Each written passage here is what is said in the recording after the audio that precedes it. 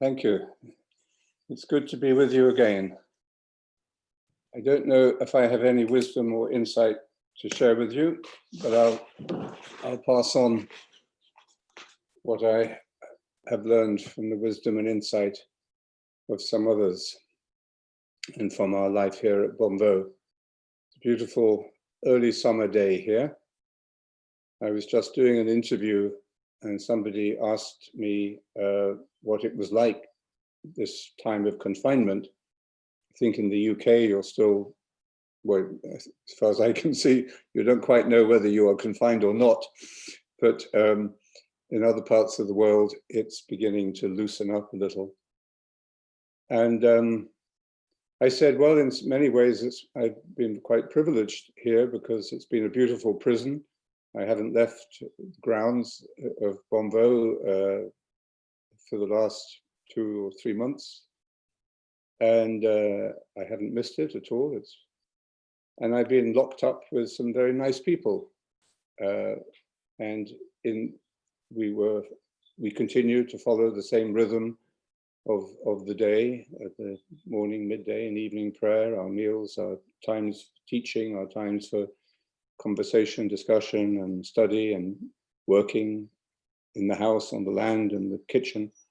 So life has in many ways continued as before, except it's become very busy through events like this, through our new website, The Contemplative Path, which a group of our younger teachers, in particular Sarah Bachelard and Vladimir, the coordinator in the Czech Republic, and Siko Klaus, the coordinator in Holland, and Leonardo in Brazil, all helped to put together. So it's been a busy time, and we've tried to share the peace of Bonvo with our community and around the world, and with many other people who've come into contact with the community through the virus. It's closing the window here a little bit. And the frogs are very noisy out on the lake. So in many ways, it's been a time of grace, I must say, although we've been very conscious of the suffering and of the needs that people are feeling, and the grieving that many people are feeling, and the mental disturbance and mental illness that many people have been subjected to. And of course, the financial worries and so on. So it's not an easy time, but we've done the best we can to try to share this peace with others. And I hope we've been able to do that. And thank you all for sharing this peace that comes through meditation with each other, and inviting others to join you in this group. What I wanted to share with you this morning was something on the idea of obedience. For those of you who are oblates, this is something you have committed yourself to as a principle of your spiritual life. It's one of the precepts or vows that Saint Benedict asks us to take, along with stability and conversion of heart, being open to continuous change.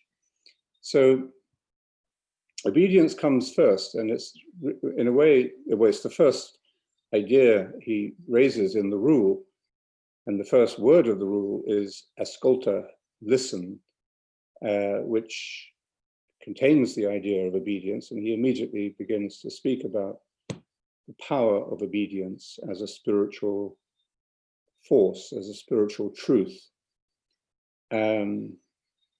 So I'd like to just try to explore that with you, because it's something that can open up many, many levels of insight for us. Obedience is an important element in all social life or family life, especially in the time of crisis.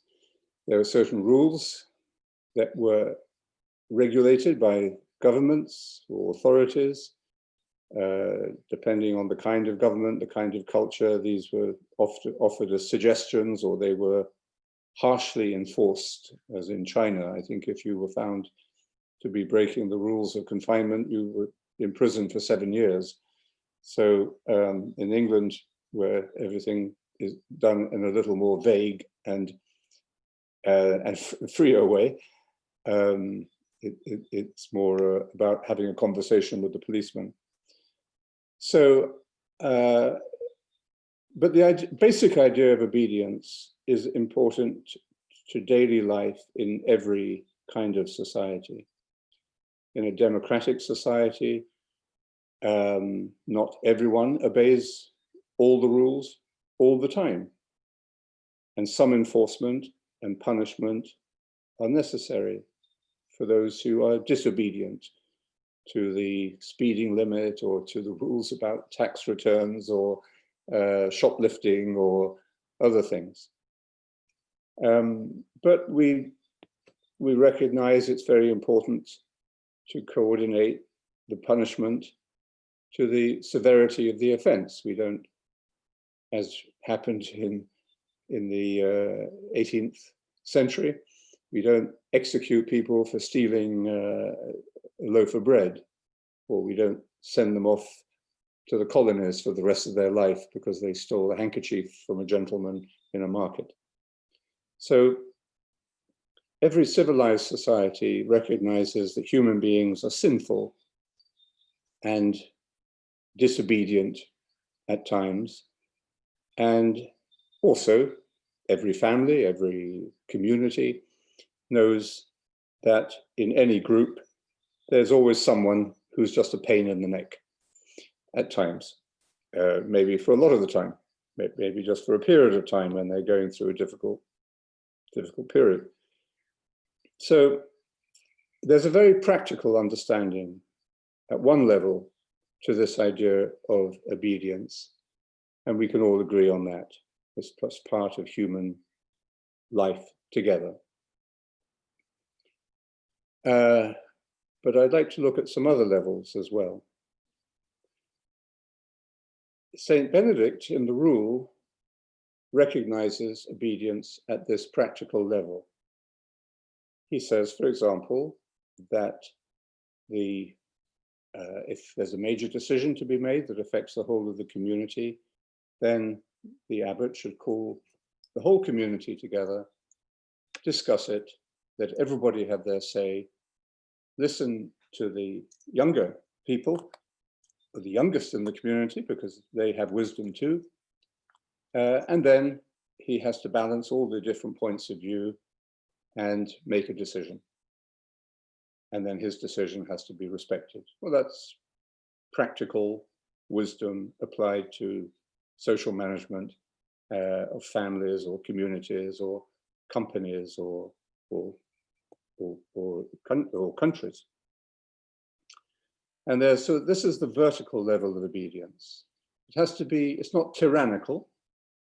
And the abbot is reminded that he or she is also obedient to the rule and to God. So they cannot act as if they were God Almighty or as a dictator. And that authority has to be respected, but real authority is always given to the person in authority. It's not imposed. So I give you authority so that maybe for a limited period of time, I elect you. And I respect the authority I give you for that period of time, perhaps, because we have to work together, play together, and respect the rules of the game together. So Benedict is very conscious of this humane, but in a way, practical, pragmatic idea of authority and obedience. But then he introduces another level, a spiritual level. When he insists at the end of the rule, almost, chapter 71, that the brethren, the brothers and sisters of the monastery, must obey each other. They must be obedient to each other. So we have this horizontal level of obedience as well. And it's interesting that it comes at the end of the rule, chapter 71, there are 73 chapters, and even chapter 72, which we'll look at as well, is about obedience. So it's as if at the end of his life, Benedict was distilling what he had learned from his long experience of living in community, of dealing with many different kinds of personality, trying to create unity out of diversity and all the different temperaments. And he has distilled it into this beautiful final teaching on the spiritual dimension of obedience. He says in the rule, and in chapter 71, that by this way of obedience, by obeying each other, the monks will go to God. By this road of obedience will they go to God. That's an important statement. This isn't just about running an organization and making sure that things get done in the right order and that the difficult people are controlled. This is actually saying that this quality of obedience is a direct spiritual path. If we obey each other, of course, he's remembering the theology of obedience from the New Testament, where St. Paul tells us that Jesus was obedient even unto death. And we'll come back to that more mystical level of obedience in a moment. So Benedict is reminding us that obedience has ultimate spiritual significance. It's not just about running an organization. But because he knows that our experience of life is complex, he goes through some examples of how we can put this horizontal obedience into practice. For example, he talks about the younger people in the community must obey their seniors. So there needs to be a respect for their seniority, for their experience, with all love and diligence. So we obey out of love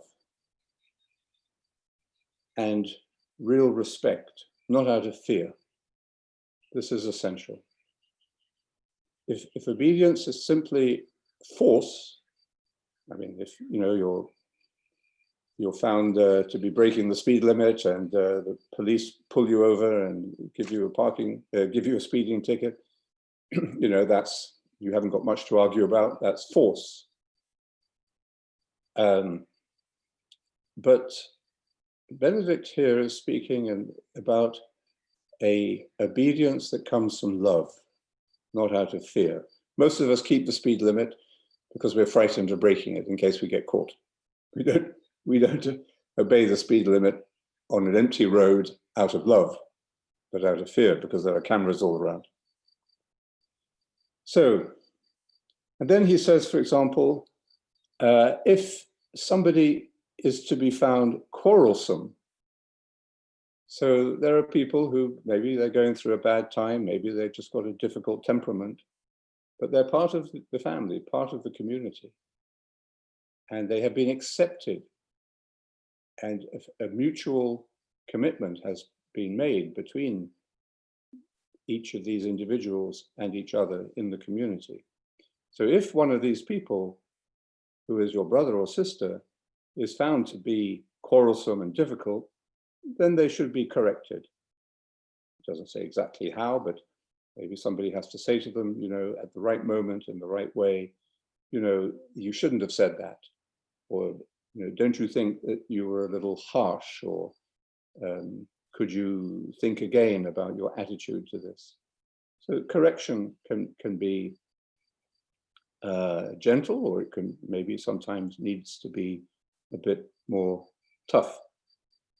In this chapter 71, Benedict is very concerned about reconciliation, that obedience is designed and meant to create harmony and a continuous rebalancing of the life of this group of people. Because life is always changing, our moods are always changing, and so we need to be constantly rebalancing. And we are hurting each other, getting annoyed with each other, even without knowing it or without thinking about it. So we have to be constantly alert, constantly sensitive. It's much easier to live on your own. People who live on their own often say, oh, I'd love to be in community, or I wish I had someone to live with. But actually, often, not always, of course, but often people prefer to live on their own because other people are a pain in the neck. And some of you may have discovered this. But one of the things that you cannot, or that living with other people will give you, is self-knowledge and the ability to know yourself better through the eyes and hopefully through the love of others.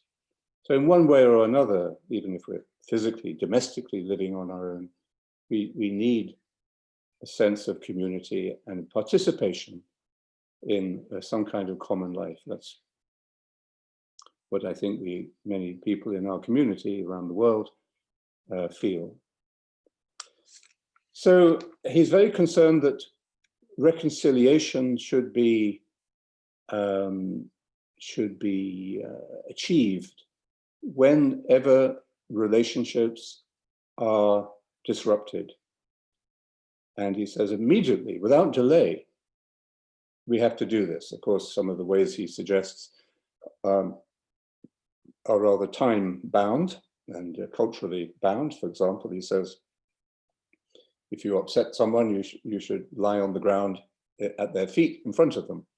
Well, that's a more dramatic way of doing it, which we would probably not find very useful today. But it does mean that we should make an immediate effort to reconcile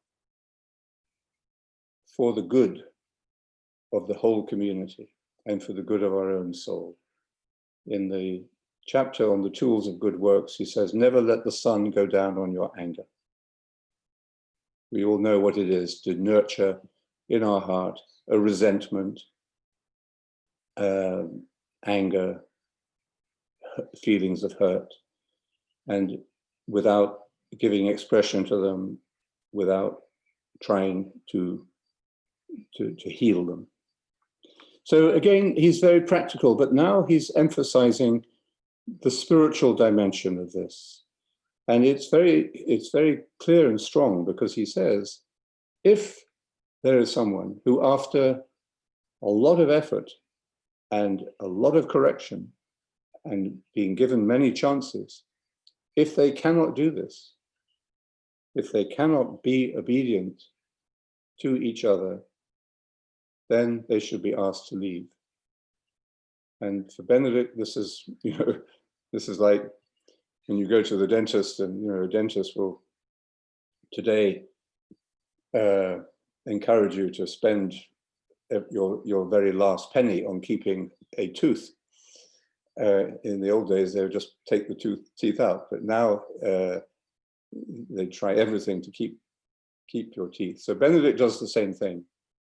But eventually, even the dentist, I got a wisdom tooth here that was beginning to give me more trouble recently, and I was hoping it wasn't going to get too worse because I can't go to the dentist. So I think my dentist has been telling me for a few years, you should probably say goodbye to it,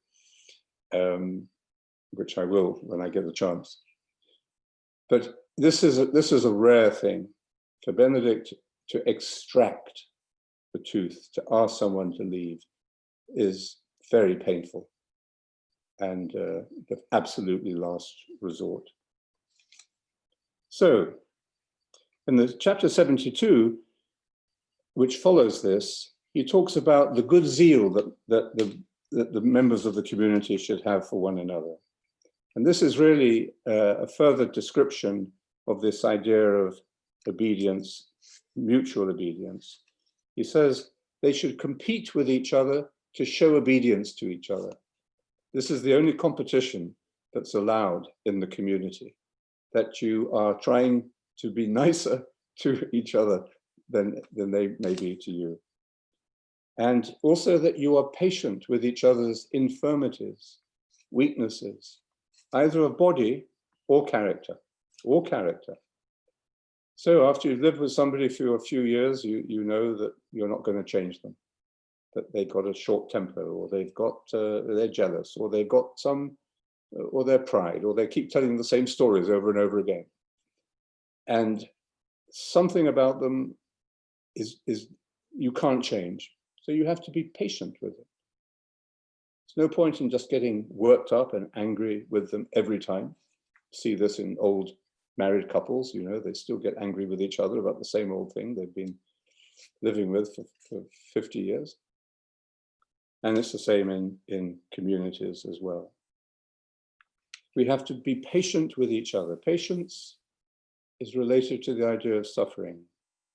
We have to go through, we have to pass through these feelings of anger or resentment, and this is an aspect of obedience, putting the good of the other person before your own self-interest.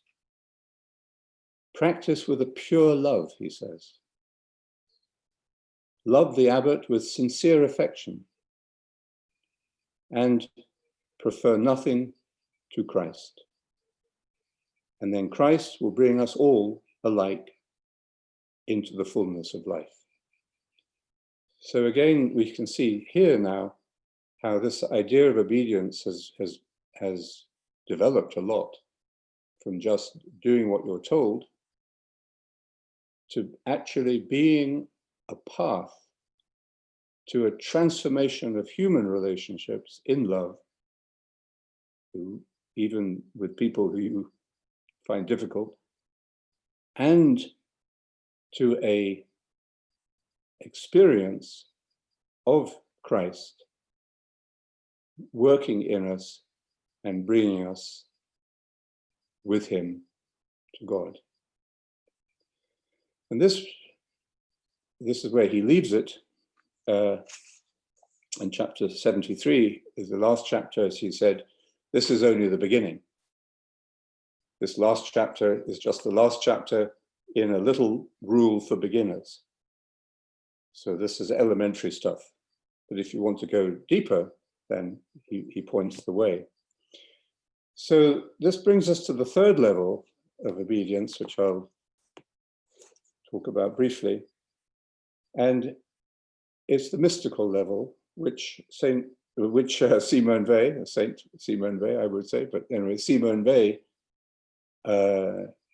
had understood very profoundly. As you know, probably Simone Weil was a French Jewish, became Christ-centered, found Christ at a very mystical level. A great mind, a great philosopher, great intelligence, and a profound mystic. And one of her key ideas is the idea of attention. Attention, paying attention, learning to pay attention. Attention, she says, is obedience to what is, to the real. And we are all tempted, we know this every time we sit down to meditate, we're all tempted by the unreal, by fantasy, by our imagination, by our daydreaming, by our memories, thoughts of the past, our judgments about the past, our fears about the future, all this illusory realm. The only thing that is real is now. And meditation is obedience. It is practicing obedience to the real, here and now, to what is. However we may be feeling, whatever may be going through our mind, we are obedient to what is. Simone Weil says that she has this idea deriving from her studies in Greek philosophy of what they called necessity. So for example, this virus is a necessity in the sense that there's nothing you can do about it. It's just there. And for the time being, we have to deal with it and accept it. And of course, there are stories in the media of people who kind of deny it, or even like the president of Brazil, who seems a quite deranged person, and even President Trump, unable really, it seems, to really face the facts. So necessity brings us to the reality of obedience. We simply have to accept what is happening, what is real at this moment. But in accepting that, in being obedient to reality, to necessity, she says this is how we renounce ourselves. We renounce the I, the ego, and we pass to the other side. So she's really describing what Saint Benedict is talking about, but at this deeper mystical level. She says that attention, the work of attention, creates many connections. Many connections. So we may be paying attention to one thing, but we are opening up many connections. So when we meditate, we are paying attention to the mantra, giving it deep, profound attention and faithful obedience. We're listening to the mantra and returning to the mantra. So we are practicing obedience at this deepest level. And one of the fruits of that work on a daily basis is that we become more connected, more compassionate, more open to the reality of others and the world around us. To be disobedient is to become distracted and to avoid the void, to be frightened, to run away from the silence, from the journey we make from ourself to the other. Obedience, she says, transports the center of the soul into eternity. It's a strong statement about obedience. It takes us a long way from just obeying the speed limit. This describes what we do in meditation and why meditation opens up the connections between us and other people in community and in society as a whole. So one of the big questions, of course, everyone is asking today is, what's going to happen next? How are we going to get through this next phase? What's going to happen? And we don't know. But I think we've never before needed contemplatives more. And all of us on this